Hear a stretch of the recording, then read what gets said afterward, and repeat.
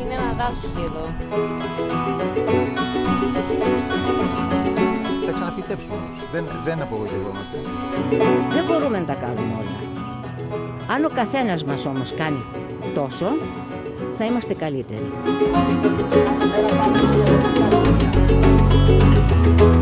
Για πήγαινε, βγες στους δρόμους και δες πόσα σκοτωμένα ζώα υπάρχουν.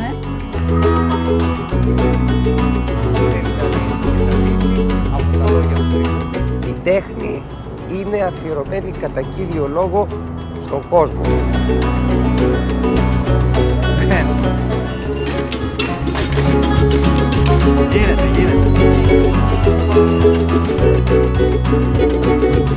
Δεν είναι μόνο ότι δεν έχεις λεφτά, η ψυχολογία.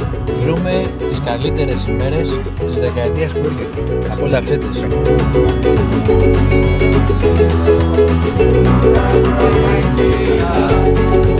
Yeah.